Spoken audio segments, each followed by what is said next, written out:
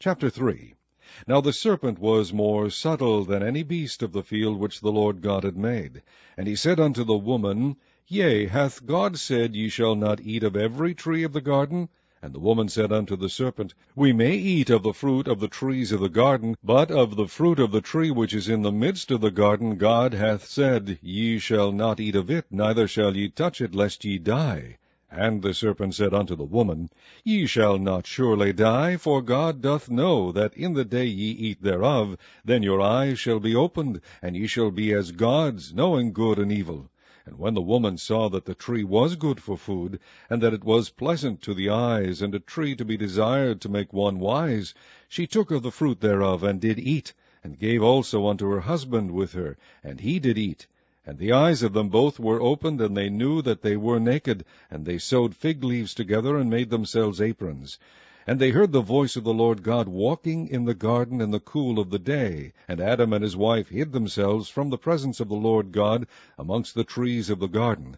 And the Lord God called unto Adam, and said unto him, Where art thou? And he said, I heard thy voice in the garden, and I was afraid, because I was naked, and I hid myself. And he said, Who told thee that thou wast naked?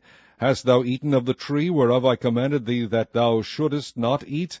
And the man said, The woman whom thou gavest to be with me gave me of the tree, and I did eat. And the Lord God said unto the woman, What is this that thou hast done? And the woman said, The serpent beguiled me, and I did eat. And the Lord God said unto the serpent, Because thou hast done this, thou art cursed above all cattle, and above every beast of the field. Upon thy belly shalt thou go, and dust shalt thou eat all the days of thy life.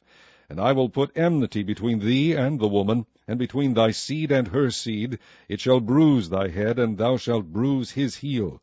Unto the woman he said, I will greatly multiply thy sorrow and thy conception. In sorrow thou shalt bring forth children, and thy desire shall be to thy husband, and he shall rule over thee. And unto Adam he said, Because thou hast hearkened unto the voice of thy wife, and hast eaten of the tree of which I commanded thee, saying, Thou shalt not eat of it, cursed is the ground for thy sake. In sorrow shalt thou eat of it all the days of thy life. Thorns also and thistles shall it bring forth to thee, and thou shalt eat the herb of the field. In the sweat of thy face shalt thou eat bread, till thou return unto the ground, for out of it wast thou taken, for dust thou art, and unto dust shalt thou return. And Adam called his wife's name Eve, because she was the mother of all living. Unto Adam also, and to his wife, did the Lord God make coats of skins, and clothe them. And the Lord God said, Behold, the man is become as one of us, to know good and evil. And now, lest he put forth his hand, and take also of the tree of life, and eat, and live forever.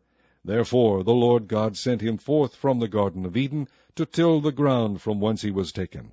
So he drove out the man, and he placed at the east of the Garden of Eden cherubims, and a flaming sword which turned every way, to keep the way of the tree of life.